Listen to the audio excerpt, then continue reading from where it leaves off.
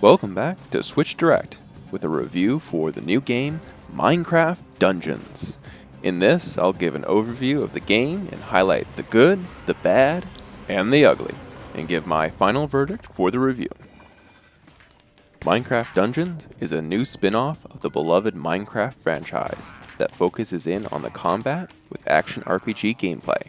You choose your hero, who will be different by skin alone, and then jump right in solo or with a group of friends, in either offline or online mode. The game is primarily an action role-playing game in nature, but with all the graphics and aesthetics of Minecraft. You'll be facing off against iconic monsters such as creepers and the Enderman from Minecraft, as well as be in full Blocky style dungeons.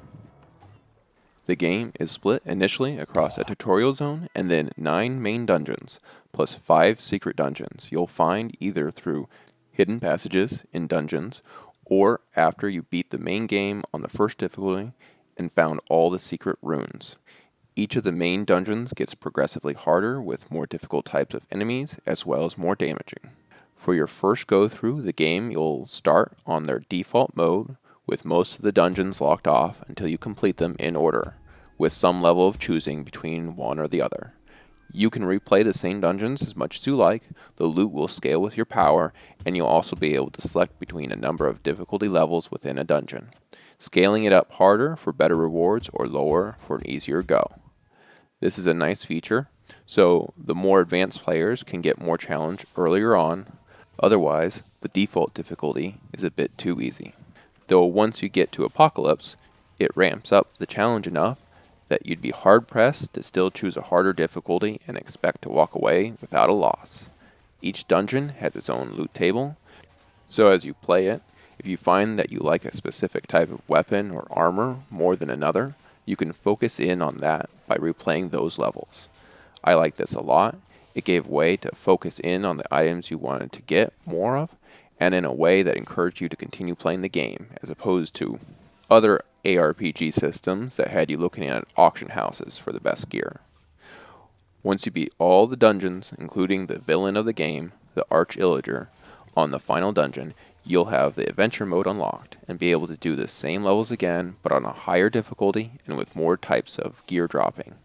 Adventure mode will also have all the dungeons unlocked from the beginning, so you'll be able to play through them in any order or grind through a specific one for the drops that you want.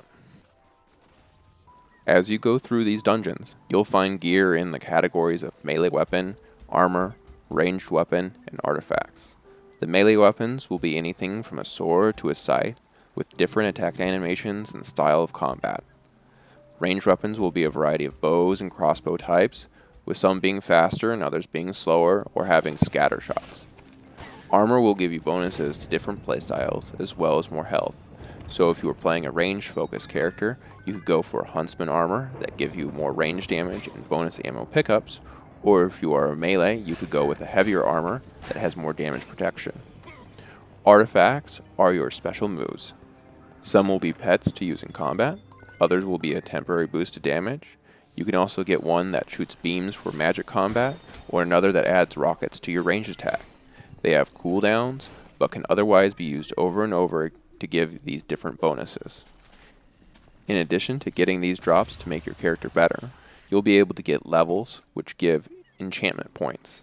These allow you to modify your melee weapon, armor, and ranged weapon with bonuses.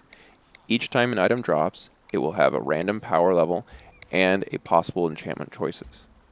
Some enchantments are better than others, and some combine well with others. So you'll be wanting to keep collecting the types you like to get the best combos to be the strongest you can be.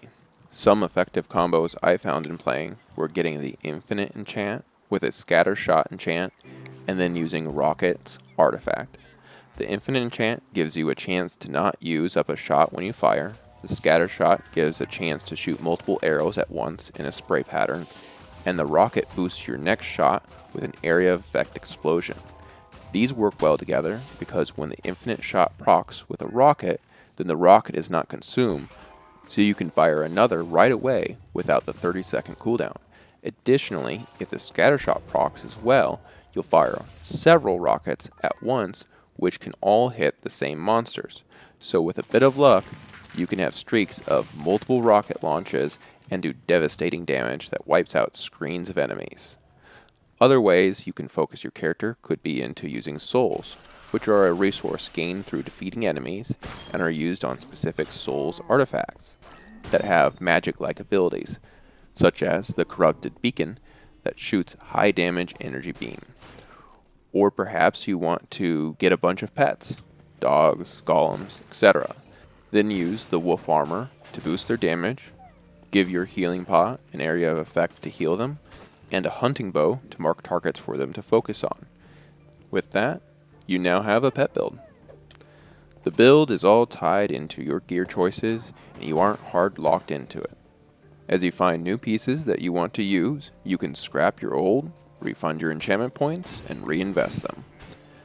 This was nice in that it kept you from having to plan out your whole path, but instead, try out gear as you saw it and continually switch playstyles as you see fit, or keep with what you like. This could be a negative for some people who are looking for more complexity in their action RPGs, as any character can become anything at any point as long as you find the right gear.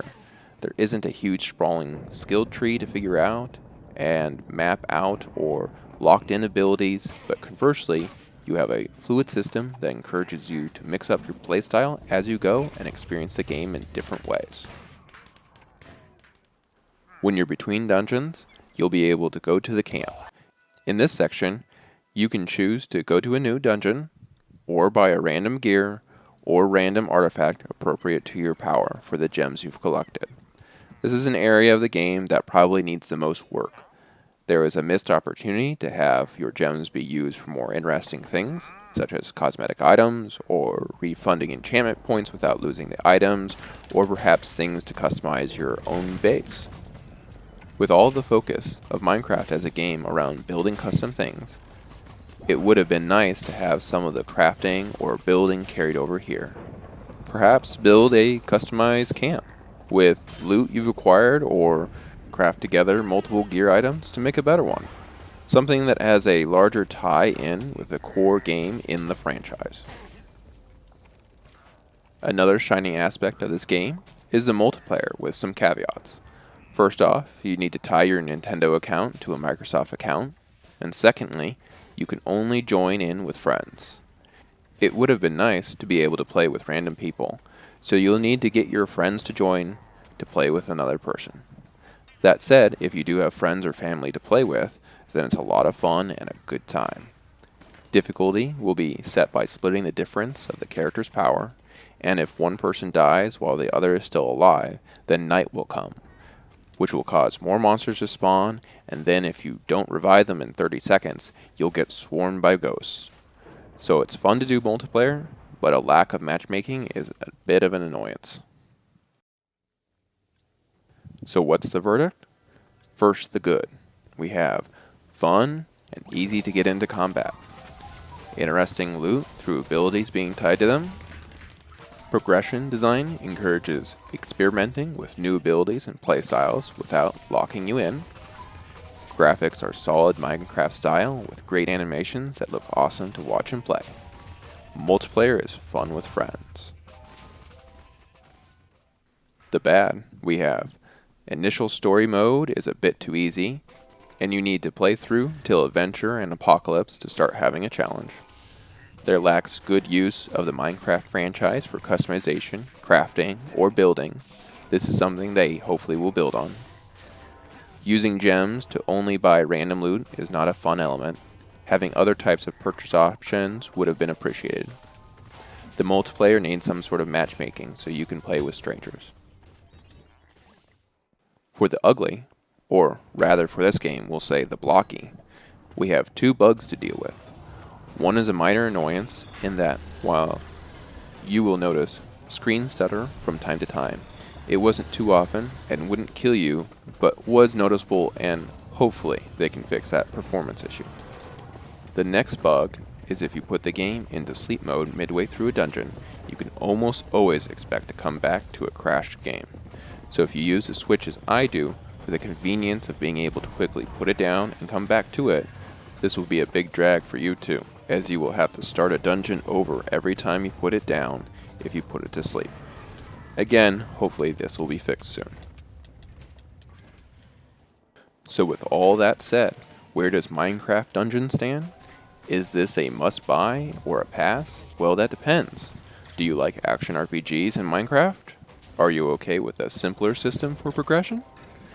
Then, yes, this is an excellent buy. If you are wanting to be building things like you do in Minecraft, or want the extreme complexity of a modern action RPG, such as Path of Exile, this may not be for you. We here at Switch Direct love it though. My nephew even rated it in his top 5 games, which is a pretty big deal. So if you're on the fence, give it a try and let us know what you think. Switch Direct gives Minecraft Dungeons a 9 out of 10. A lot of fun to play, with some minor issues that can hopefully be resolved in future patches and DLC. Thanks for watching. If you like this content and would like to see more like it, be sure to like, share, and subscribe. It really helps. I'll be doing some Let's Plays of Minecraft Dungeons soon, so be sure to check those out as well.